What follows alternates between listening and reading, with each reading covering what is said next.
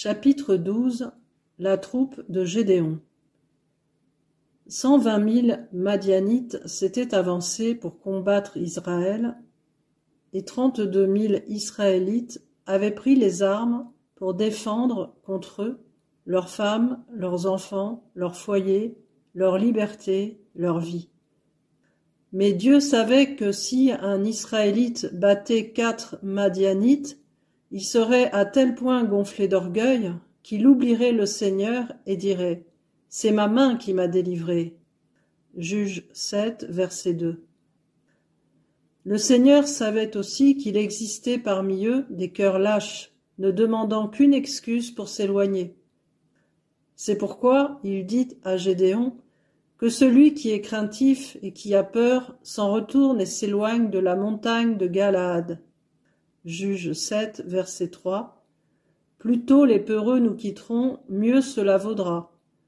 22 000 hommes parmi le peuple s'en retournèrent, et il en resta 10 000. Verset 3. Les fugitifs redoutaient de tourner leur visage vers l'ennemi, mais ils ne rougissaient pas de lui tourner le dos.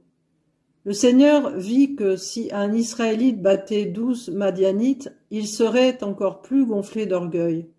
Aussi soumit-il l'armée à une seconde épreuve et dit à Gédéon : « Le peuple est encore trop nombreux. Fais-les descendre vers l'eau, et là je t'en ferai le triage. Celui dont je te dirai que celui-ci aille avec toi ira avec toi, et celui dont je te dirai que celui-ci n'aille pas avec toi n'ira pas avec toi. » Gédéon fit descendre le peuple vers l'eau, et l'Éternel dit à Gédéon : « Tous ceux qui laperont l'eau avec la langue comme lappe le chien, tu les sépareras de tous ceux qui se mettront à genoux pour boire. » Ceux qui lapèrent l'eau en la portant à la bouche avec leurs mains furent au nombre de 300 hommes, et tout le reste du peuple se mit à genoux pour boire. Et l'Éternel dit à Gédéon : « C'est par les 300 hommes qui ont lapé que je vous sauverai, et que je livrerai Madian entre tes mains. Que tout le reste du peuple s'en aille, chacun chez soi. » On prit les vivres du peuple et ses trompettes. Puis Gédéon renvoya tous les hommes d'Israël, chacun dans sa tente, et il retint les 300 hommes. Juge 7, versets 4 à 8. Ces 300 hommes étaient résolus. Non seulement ils ne craignaient rien, mais ils n'avaient pas d'indulgence pour eux-mêmes. Ils savaient combattre, et mieux encore, ils savaient renoncer à eux-mêmes. Ils savaient renoncer non seulement quand il y avait très peu d'eau, mais même quand une rivière coulait à leurs pieds. Ils ne souffraient certainement pas moins de la soif que les autres, mais ils ne songèrent pas à se dessaisir de leurs armes pour se pencher sur le fleuve et boire en présence de l'ennemi. Ils restèrent debout, les yeux ouverts, surveillant les mouvements de leurs adversaires, une main sur l'arc et le bouclier, tandis que de l'autre ils portaient l'eau à leurs lèvres altérées. Les autres ne redoutaient sans doute pas la bataille, mais apaiser leur soif passaient en première ligne, au risque de laisser l'ennemi s'abattre sur eux, tandis que, penchés sur le fleuve, ils buvaient à genoux. Il leur fallait avant tout prendre soin de leur petite personne, l'armée dut-elle être écrasée. Ils songeaient d'abord à eux-mêmes, et la pensée ne leur était jamais venue de se sacrifier pour le bien général. Aussi, Dieu les renvoya chez eux avec les craintifs, et c'est avec ces 300 hommes seulement qu'il mit en déroute les Madianites. 1 contre 400. Plus rien là pour satisfaire l'amour-propre. Ils remportèrent la victoire et s'immortalisèrent, mais la gloire en revint à Dieu. Il est des natures craintives qui ne peuvent supporter le rire ou le sarcasme, à plus forte raison ne peuvent-elles souffrir un ennemi résolu. Si elles ne parviennent pas à trouver force et hardiesse en l'Éternel, plus tôt elles quitteront le champ de bataille, mieux cela vaudra, qu'elles retournent à leurs femmes et à leurs enfants et à leurs familles. Il est aussi un grand nombre de gens qui n'éprouvent aucune crainte. La bataille les réjouit plutôt. Ils aiment porter l'uniforme, vendre le journal de l'armée, parcourir les rues et tenir tête à la foule. Ils aiment chanter, prier, rendre témoignage en présence de leurs ennemis, autant sinon plus que de rester au logis. Mais ils sont indulgents pour eux-mêmes. S'ils tiennent à quelque chose, il faut qu'ils l'obtiennent. Cela dut-il leur nuire et les rendre impropres à la lutte. Je connais certaines personnes à qui le thé, les gâteaux, les sucreries sont nuisibles. Mais elles aiment tout cela, et plutôt que d'y renoncer, elles courent le risque de contrister l'Esprit de Dieu et de ruiner leur santé, ce capital que Dieu leur a donné pour travailler à son œuvre. Tel serviteur de Dieu n'ignore pas qu'un souper copieux avant une réunion pèse sur les organes digestifs, qu'il fait affluer le sang de la tête à l'estomac, alourdit l'esprit et rend l'âme moins sensible aux réalités spirituelles et moins apte à plaider avec Dieu dans la puissance et l'esprit d'Élie. Le témoignage ou la prédication y perdent en force et en clarté. Mais il a faim et, trouvant du plaisir à tel ou tel mets, il flatte son palais, alourdit son estomac, gâte la réunion, désappointe les âmes avides et contriste le Saint-Esprit, tout cela uniquement pour satisfaire les appétits de la chair. Je connais aussi des gens qui ne peuvent veiller avec Jésus pendant une demi-nuit de prière sans prendre du café.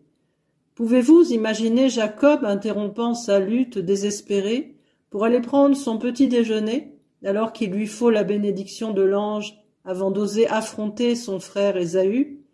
Certes, il aurait pu avoir son café au lait s'il n'avait pas été aussi acharné, mais en revenant au lieu du combat, il n'aurait plus trouvé personne. Il n'aurait pas non plus appris que celui dont il reçut à la fois blessure et bénédiction avait aussi touché le cœur d'Ésaü. Et ce dernier se serait dressé devant Jacob, prêt dans son irritation à exécuter la menace de lui ôter la vie, formulée 20 années auparavant. Mais Jacob avait pris une résolution désespérée. Il désirait tellement la bénédiction de l'Éternel qu'il oublia tout ce qui concernait son corps. Dans la ferveur de sa prière, il ne proféra pas une plainte quand il fut blessé par l'ange, et il obtint la bénédiction qu'il implorait. Genèse 32. Gloire à Dieu. Tandis que, avec agonie, Jésus priait en Gethsémane, une sueur semblable à des grumeaux de sang tombant de son front, ses disciples dormaient, et il fut affligé de ce qu'ils n'avaient pu veiller une heure avec lui. Luc 22, versets 39 à 46. De même, aujourd'hui, combien doit-il être affligé que tant d'hommes ne puissent ou ne veuillent pas veiller avec lui, ni renoncer à la vie cachée du moi, pour obtenir la victoire sur les puissances de l'enfer et arracher les âmes à l'abîme sans fond. Nous lisons au sujet de Daniel, chapitre 10, verset 3, que durant 3 longues semaines, il s'abstint de toute nourriture agréable pour se livrer à la prière pendant tout le temps qu'il pouvait y consacrer. Si grand était son désir de connaître la volonté de Dieu et d'obtenir sa bénédiction. Aussi obtint-il un jour que Dieu lui envoya un ange pour lui dire « Ne crains rien, homme bien-aimé » Daniel 10, verset 19. Et il lui révéla tous ceux dont il désirait être instruit. Dans les Actes, chapitre 14, verset 23, nous lisons que Paul et Barnabas priaient et jeûnaient et non pas festoyaient pour que le peuple fût béni avant leur départ. Ils s'intéressaient vivement au sort de ceux qu'ils devaient laisser derrière eux. Moïse, Élie et Jésus jeûnèrent et prièrent durant 40 jours, et des œuvres puissantes s'accomplirent aussitôt après. De même, tous les grands hommes de Dieu ont appris à renoncer à eux-mêmes, à tenir leur corps assujetti. 1 Corinthiens 9, verset 27. C'est ainsi que Dieu, remplissant leur âme du feu divin, les a aidés à remporter la victoire envers et contre tous, et les a rendus en bénédiction au monde. Un homme ne doit pas se priver de nourriture ou de boisson au point d'en faire souffrir son corps, mais une nuit de veille, de jeûne et de prière ne fait de mal à personne. Celui qui, à l'occasion, est prêt à priver son corps dans l'intérêt de son âme et de celle des autres, recueillera des bénédictions qui l'étonneront lui-même et tous ceux qui le connaissent. Mais cet empire sur soi-même doit être constant. Il ne servirait à rien de jeûner toute la nuit pour festoyer le lendemain. Sois sobre en toutes choses.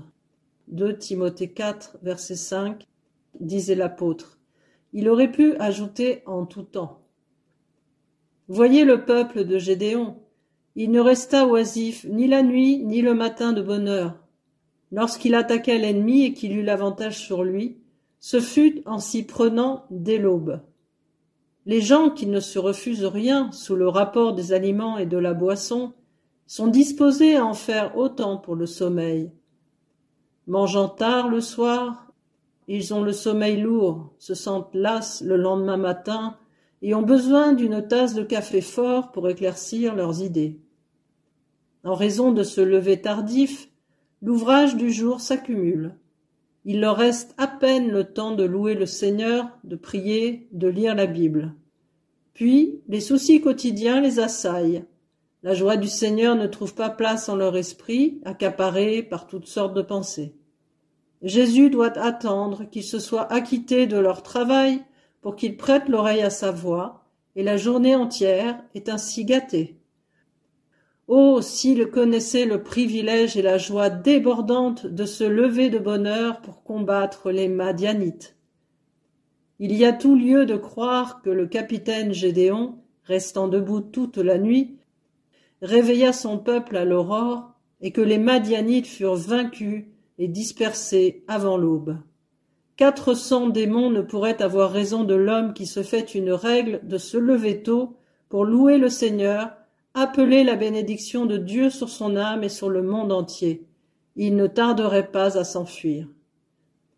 Jean de la Fléchère, né en Suisse, ami intime de John Wesley, il prit dans la suite le nom de John Fletcher, s'affligeait à la pensée qu'un laboureur pût se mettre à son travail quotidien avant qu'il fût debout lui-même pour louer Dieu et combattre le malin. Il disait « Comment le maître terrestre de cet homme mériterait un service plus prompt que mon maître céleste ?» Un autre homme de Dieu se lamentait lorsqu'il entendait le chant des oiseaux avant de s'être lui-même levé pour se livrer à l'adoration. Nous lisons que Jésus se levait de bon matin et se retirait seul pour prier. Marc 1, verset 35. Josué se leva lui aussi de grand matin pour organiser les batailles contre Jéricho et Haï. Josée 6, verset 12 et 8, verset 10. John Wesley se couchait régulièrement à 10 heures du soir, à moins qu'il ne passât la nuit en prière pour se lever à 4 heures. 6 heures de sommeil lui suffisaient. Aussi, à 82 ans, s'estimait-il un véritable miracle à ses propres yeux, n'ayant pas été malade un seul jour durant les 12 années précédentes, n'ayant jamais éprouvé de fatigue, ni perdu une heure de sommeil, quoiqu'il eût parcouru chaque année des milliers de kilomètres à cheval et en voiture, été comme hiver, prêché des centaines de sermons, et accomplit un labeur dont à peine un homme sur 1000 serait capable. Il attribuait tout cela à la bénédiction de Dieu, à la simplicité de sa vie et à une conscience pure. Ce fut un homme sage et utile, attachant une telle importance à la question qu'il écrivit et publia un sermon sur « Racheter le temps » consacré au sommeil. Un officier m'écrivait récemment qu'il prie le matin quand son esprit est reposé et avant que les soucis du jour se soient imposés à lui. Faire partie de la troupe de Gédéon exige plus que beaucoup de gens ne peuvent l'imaginer, mais j'en fais partie, gloire à Dieu. Et mon âme est remplie d'un feu dévorant. Quel bonheur de vivre lorsqu'on appartient à une telle compagnie.